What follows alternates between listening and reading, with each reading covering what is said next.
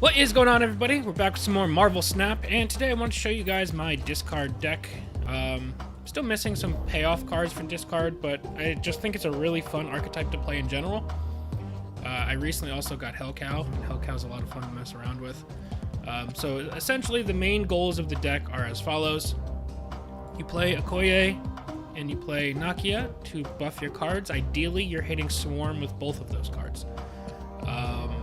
And then from there, you want to play Blayde, Lady Sif, Hellcow, Moon Knight, Swordmaster, which discards cards. If you're lucky again, all of those discards are hitting Swarm, Wolverine, and Apocalypse. If you don't know what Swarm does, when this is discarded from your hand, you add 2 0-cost copies to your hand, and copies retain buffs. So if it got hit by Okoye and Nakia, this would be a 7-power card. And then if you split it, you'd have 2 0-cost 7-power cards, which is obviously very strong. Wolverine, you probably already are familiar with him, but when he is discarded or destroyed, he gets played for free. And finally, our other big discard payoff is Apocalypse. When you discard this card from your hand, you put it back with +4 power. This is kind of our big turn 6 play, if you can discard him a bunch. Other than that, everything in our hand discards or buffs. We got this really cool Morbius variant. He has +2 power for each card you discarded from your hand this game. And I just think, besides the variant being really cool, Moon Knight's interesting because he's a discard card, but he also disrupts your opponent's hand. So you can kind of just win some games from Moon Knight once in a while. This card, or this deck, I don't think its power ceiling is as high as some of the other decks in the game, but I think it has a pretty decent power floor. So it's fun to mess around with. And we are instantly getting Weird World. Yikes. Now, I have a suspicion that since we obviously see Khazar, we're going to draw a fair amount of 1-drops from their deck. So I don't want to play Blayde and potentially hit the Khazar from my hand quite yet. So for now, let's just play Nakia, buff all these guys up, and then we'll have some pretty powerful 0-cost cards as well.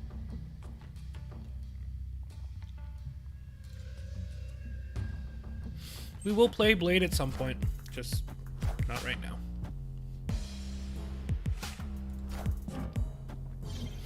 Now they should still have some pretty strong draws from us because that guy's gonna get some buffs. They should have some pretty strong draws from us because... Oh, that's super cool. The Okoye that they got from me, assuming that's from me, it buffs their deck, but I'm drawing from their deck. So all that Okoye did was help me. But like I was saying, they have all of our discard payoff cards still. They have the Apocalypse, they have Swarm. It's just a matter of drawing the tools to take advantage of them. Because my opening hand of Nakia, Mojo, and Blayde, only Blayde was the discard synergy card. Everything else meant nothing there.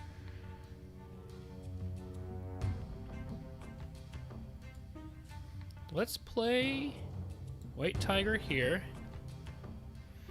And these guys are 0 cost, so I don't have to rush them out. Oh, if you haven't seen Mojo before, this is a card that I really like messing with. It's kind of similar to Strong Guy. It's normally a 2 energy, 2 power, and if both players have 4 cards at this location, it gets +6 power. So it could be a 2 energy, 8 power card. He's going to discard Odin, and he's going to hit the Apocalypse. That's pretty solid. I think Apocalypse is the only card left in his hand at that point. We're going to draw Nova. Okay. This is obviously very strong. I'm getting a lot of 0-cost cards. Which is kind of cool, because I'm going to get to hand dump wherever I want at the end of the game. So I think to that end, I should try to have some presence in multiple lanes. I assume that this Nightcrawler is going to move over here at some point, so we're just going to contest that right side.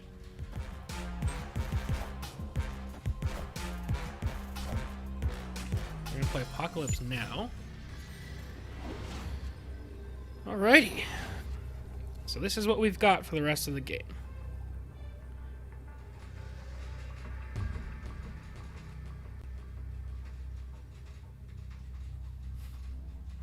Oh,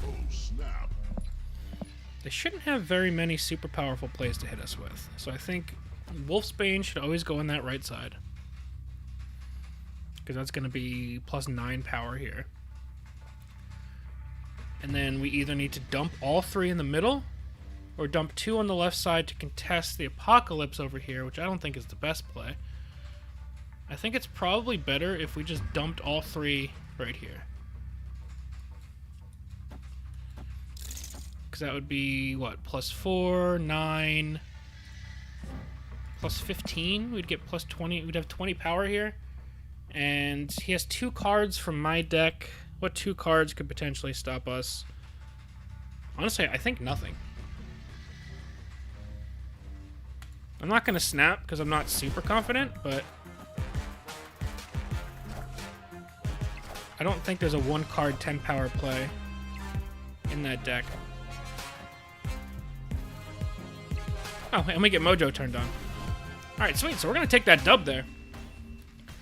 We got to see the deck from the other side.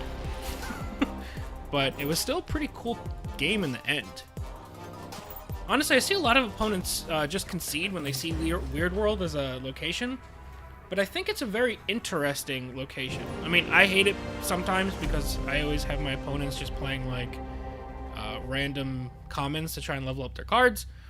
But other than that, when your opponent's like actually playing a deck, I think Weird World is a lot of fun because you have to quickly identify what your opponent's strategy is and how your starting hand could potentially vibe with that starting strategy, as well as just how you're going to pilot the rest of the game, pivoting from your intended strategy to what your strategy now is. I just think there's a lot of interesting layers there. Gonna get hit with an Iceman. No, it's not Morbin time. Let's just play a Koye. Swarm is still in the deck, so the dream is alive.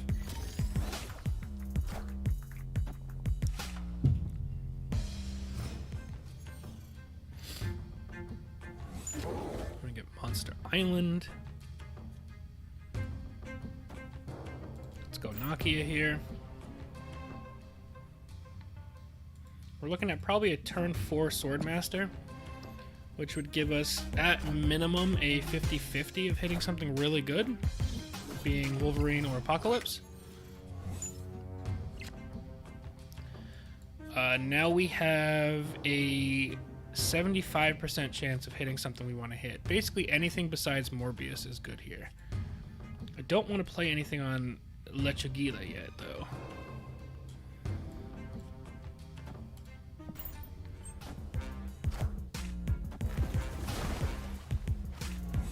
I don't mind an early Apocalypse, especially if it gets hit by Swordmaster here.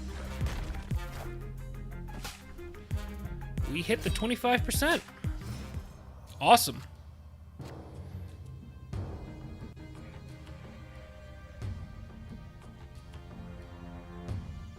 Absolutely awesome.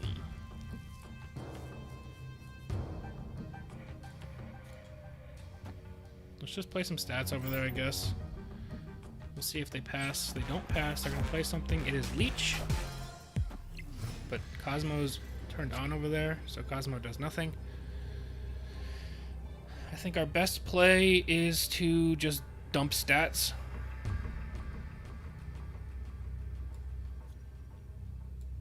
I don't care about my on activation. It's like if I do this... Oh, they're just going to concede. Okay.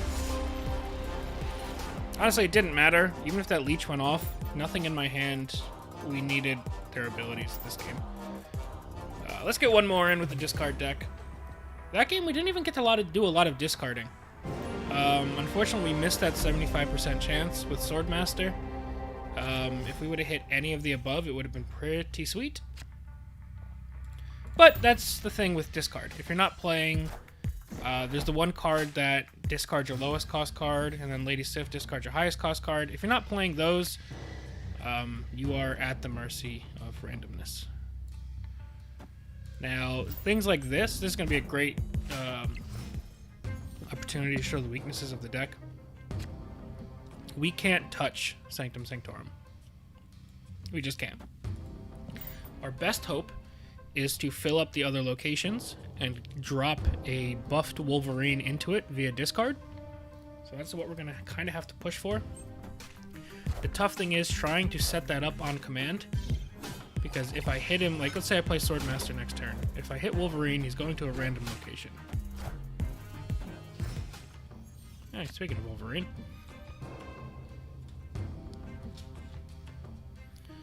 Now he also has Mojo here, which is a bit of a problem.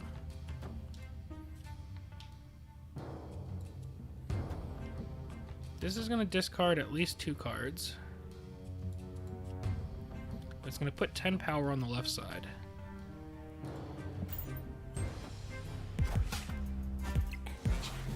Alright, they're going to turn off my Mojo. We're going to discard Okoye, which is fine. Okoye is not doing a lot for us right now. Come on, Wolverine. Go in the middle. Go in the middle, Wolverine. Please, Wolverine. No! Alright, that probably means that we lose, to be honest. Because this Nightcrawler can just move over here, and I don't think there's any world where we put enough power into this lane to prevent Mojo.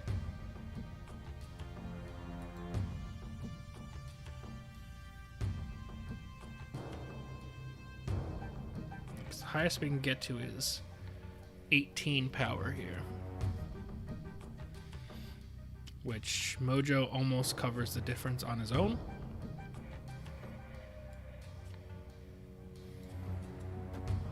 I mean, we'll just make our plays. I know we're going to lose this game, but I don't mind losing 2 keep versus 1 just to see how the game turns out. Oh, I think even with Vision then, we were pretty much guaranteed to lose then. Morbius is 4 power, so let's just do it.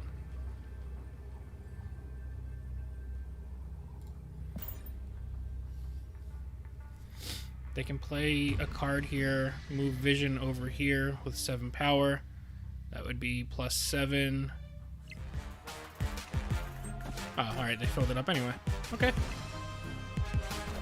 With armor and Wolfsbane. Alright, that's good, yeah. They needed something like that, just to make the 6 power differential turn on.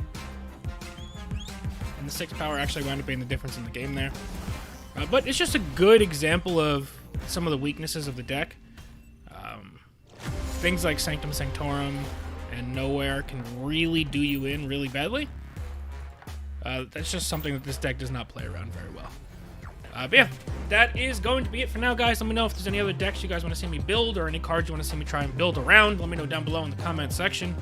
Thank you all very much for watching. We'll see you guys next time. Peace.